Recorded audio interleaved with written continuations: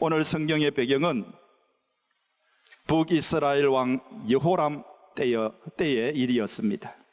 여호람이라고 하는 왕은 북이스라엘 왕 중에 가장 악한 왕으로 알고 있는 아합의 차남입니다. 자기 형을 이어서 왕이 되었는데요, 이 북이스라엘은 아합 때부터 북쪽의 신흥 국가라 할 수 있는 다메섹 아람 왕국의 공격을 받아서 늘 어려움을 겪고 있었습니다. 북쪽의 다메섹 이 아람 왕국의 공격을 받는데 여호람 때에 이런 공격을 받았습니다. 아람 왕 벤하닷이 군대를 이끌고 와서 북쪽 이스라엘의 수도인 사마리아 성을 완전히 포위를 했습니다. 그리고는 3년 동안 이 포위를 풀지를 않았습니다. 생각해 보십시오.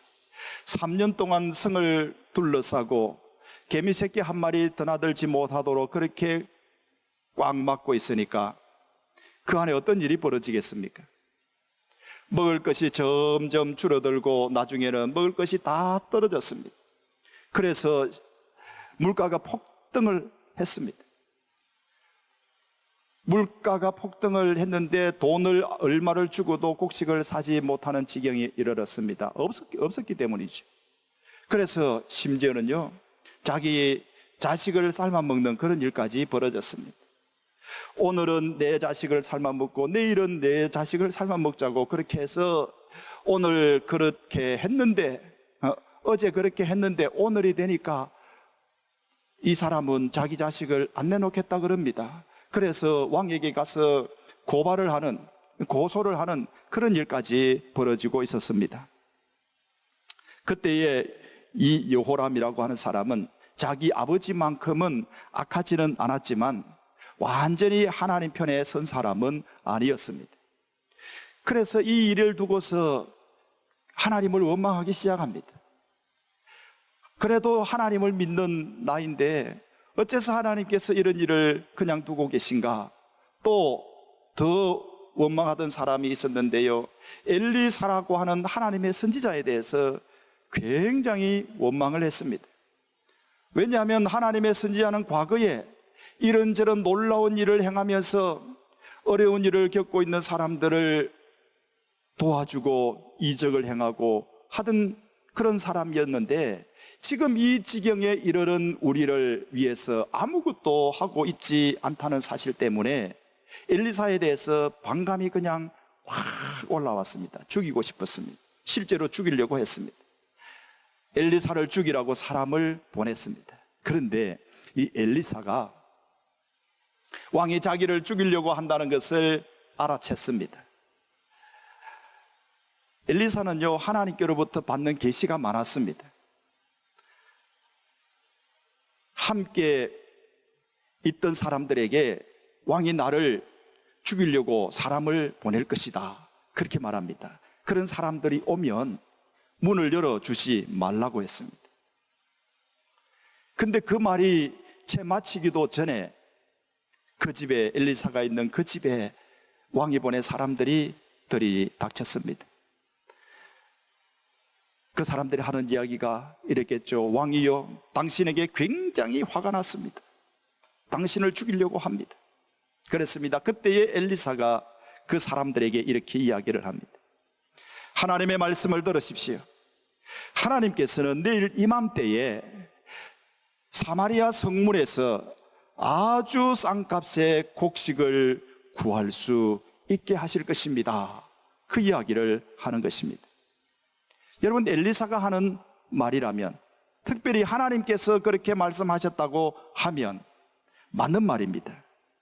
아까도 말씀드렸는데요, 엘리사는 전에도 여러 번 그런 일을 한 적이 있습니다.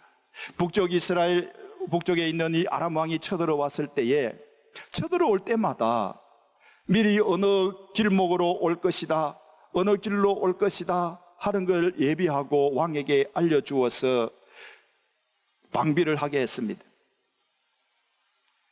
북쪽의 아람 왕이요, 여러 번 똑같은 그런 일을 당하니까 자기들 중에 이스라엘에 간첩이 있는가 보다 그렇게 생각할 정도였습니다. 그런데 알고 보니까 엘리사가 하나님께 계시를 받아서 아람 왕이 어디로 올 것이고 어느 만큼 군대를 이끌고 올 것이고 하는 것들을 다 하나님이 가르치어서 미리 방비를 했다 하는 것입니다. 엘리사가 그렇게 하나님의 계시를 받아서 알고 있는 사람이었다면 이 사람에게 하나님 말씀을 들으십시오. 내일 이맘때에 사마리아 성문에서 아주 싼 값에 곡식을 많이 살 수 있을 것입니다. 그렇게 말하는 것을 듣고 믿어야 했을 겁니다. 그런데 그 말을 듣고요, 한마디로 부정해버린 사람이 있었습니다. 이스라엘의 한 실세 장관이었습니다. 이 사람은 오늘 성경에 말하기를 왕이 그의 손을 의지하는 자라 그랬습니다. 무슨 말입니까? 왕이 많이 자기 일을 맡기고 있는 최측근의 장관이었다, 실세 장관이었다라는 것입니다. 그런데 이 사람이 하는 이야기가 이렇습니다. 여호와께서 하늘에 창을 내신들 어찌 이런 일이 있겠소? 그랬습니다. 하나님도 하지 못할 일을 어찌 당신의 입에 그런 말을 올릴 수 있어? 라는 뜻입니다. 어쩌면은 이 장관의 말이요, 지극히 상식적입니다. 엘리야의 말대로 그런 일이 있을 것 같으면 이미 벌써 다 그런 일이 있었죠. 그런데 내일 그 일이 있을 거라고 말을 하면 그것을 믿을 수 있겠습니까? 3년 동안 베나다시 군대를 끌고 와서 성을 꽁꽁 묶어놓고 한 사람도 드나들지 못하게 하고 있는데, 그래서 심지어 자기 자식들을 삶아 먹을 지경이 되었는데 어떻게 내일 아주 헐값에 좋은 곡식을 그렇게 많이 살 수 있다고 하면 그 말이 상식적으로 들리겠습니까? 그래서 그 일은 없을 거예요. 그런 일은 일어나지 않을 거예요. 하나님께서 하늘에 창을 내신들 어떻게 그런 일이 있을 수 있냐고 말했습니다. 그런데 여러분, 이 사람의 말이 성 안에 있는 모든 사람들의 희망을 다 빼앗아 버렸다는 사실입니다. 엘리사가 그 장관에게 그래서 이렇게 이야기합니다. 내가 내 눈으로 보리라, 그러나 그것을 먹지는 못하리라 그랬습니다. 그렇게 자식을 삶아 먹을 정도로 아주 상황이 악하고, 그리고 곡식을 살래야 살 수도 없는 그런 것을 보고 있던 장관이 이 말을 했으면 상식적이지 않습니까? 그렇지만 실제로 그런 일이 일어날 것인데 내 눈으로 그것을 보게 되지만 너는 먹지를 못하리라 그랬습니다. 여러분, 장관쯤 되는 사람이요, 곡식을 싸게 살 수 있고 그 굶주림에서 벗어나는 사람들이 기뻐하는 그런 모습을 보면서 자기는 먹지 못하면 얼마나 고통스럽겠습니까? 내일 싼 값으로 곡식을 백성들이 마음껏 사게 되겠지만, 그것을 내 눈으로 보게 되겠지만 너는 먹지 못하리라 그랬습니다. 엘리사가 이 장관에게 이 말을 한 것은요, 남에게 희망을 빼앗는 말을 하는 자들을 향한 하나님의 경고라고 말할 수 있습니다. 나쁜 사람 중에 나쁜 사람이 이런 사람이라 할 수가 있죠. 이스라엘 백성들에게는 지금 상식적으로는 이해가 되지 않지만 하나님의 말씀이 희망이다라고 하는 사실도 우리에게 가르쳐 줍니다. 하나님은 이스라엘의 처참한 상황을 모르지 않습니다. 누구도 어떤 일이 있어도 그 상황을 변화시킬 수 없다는 것도 하나님이 아십니다. 그럼에도 불구하고 하나님은 엘리사를 통해서 내일이면 완전히 달라질 것이라고 했습니다. 과연 이 말을 믿을 수 있는 것일까요? 만약에 이스라엘 백성들이 하나님을 잊지 않았다면, 하나님을 신뢰하고 있다면 믿을 수 있었습니다. 그러나 이스라엘 백성들의 마음을 대변하고 있는 것이 바로 이 장관이었고 이 장관의 말이었습니다. 하나님이 하늘에 창을 내신들 어찌 내일 그런 일이 있을 수 있겠느냐고 하는 것이 이스라엘 백성들 성 안에 있는 사람들의 마음이었다고 볼 수가 있습니다.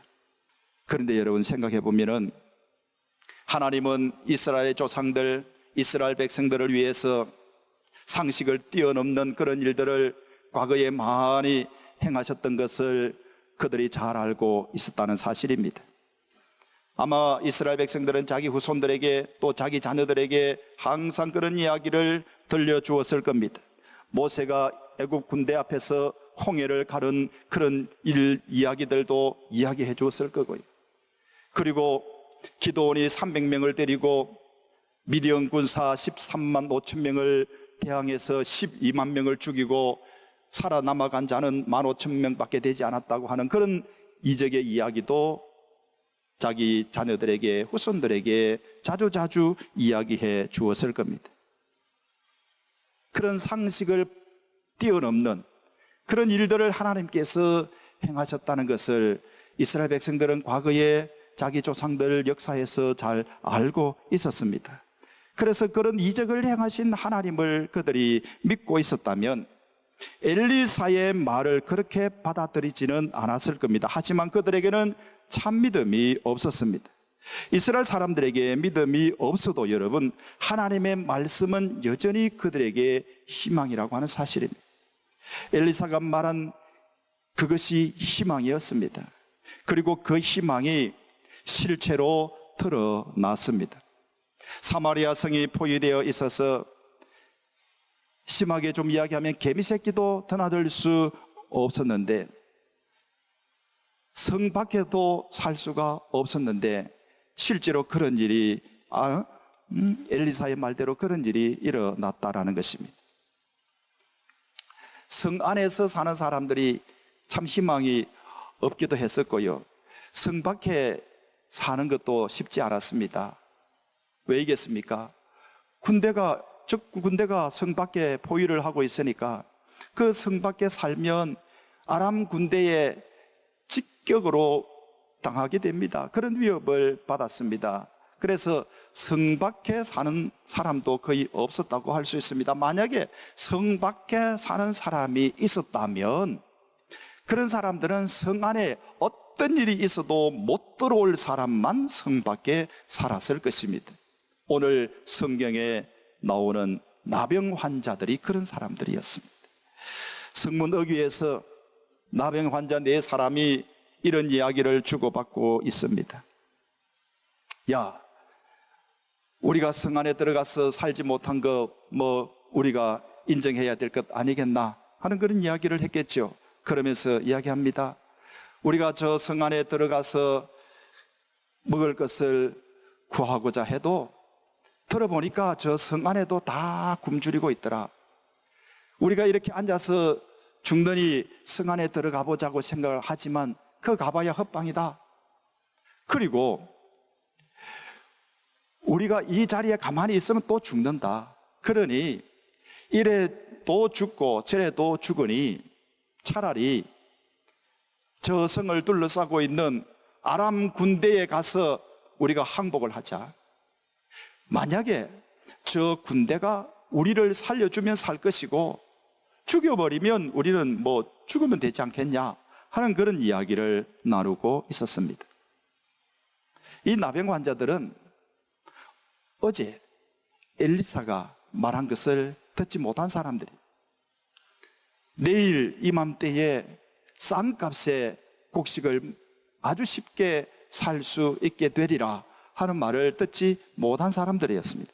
그래서 그들이 믿음이 있어서 내일까지 기다리는 그런 사람들이 아니었습니다. 당장 이리 죽거나 저리 죽거나 죽을 텐데 우리가 그냥 가서 아람 군대에 가서 항복하자 하는 그런 생각을 가졌다는 것입니다.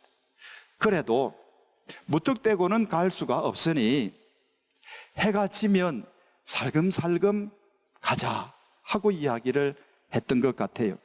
또 그 적진을 향해서 갈 때도 소리를 지르며 가는 것이 아니라 그렇게 엄밀하게 가자고 이야기를 했던 것 같습니다. 나중에 해가 질 무렵에 그들이 적 진영에 가는데 성경에 보니까 아람 군대 진영 끝에 갔다고 그렇게 표현하고 있습니다. 그 말은 살짝 그 적국 진영에 숨어 들어갔다라는 뜻입니다. 가보니까요, 나병 환자들이 보고 깜짝 놀랐습니다. 그렇게 3년 동안 위세당당하게 성을 포위하고 매일같이 훈련하고 또 불을 피우면서 음식을 하고 했던 그 사람들이 한 사람도 보이지를 않았습니다.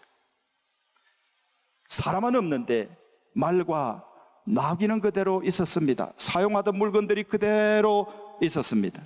그런데 아무리 둘러봐도 적국의 군인들이 숨어 있지도 않았습니다.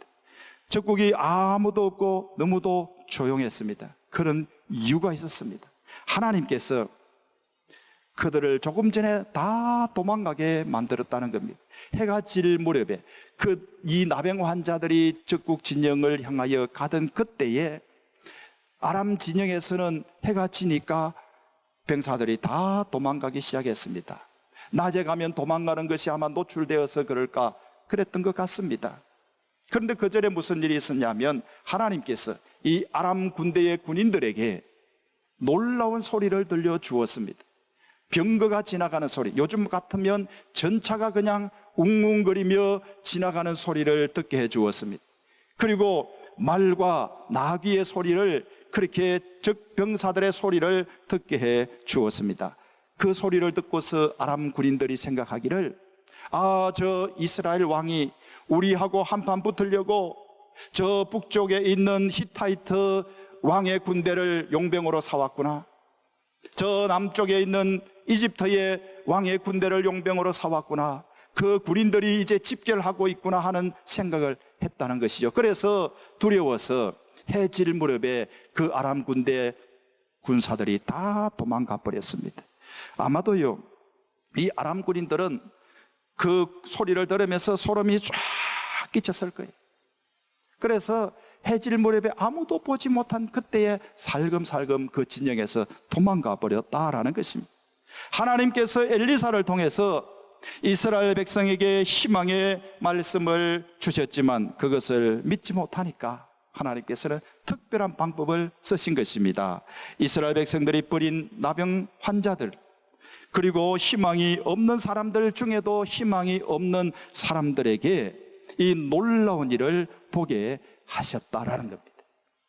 나병 환자 이 네 사람이 아람 진영에 들어가서 이리저리 다 둘러보았습니다. 그리고 아무도 없다고 하는 결론을 내리고 막사에 들어가서 먹고 마시고 그냥 배불리 그렇게 기뻐했습니다.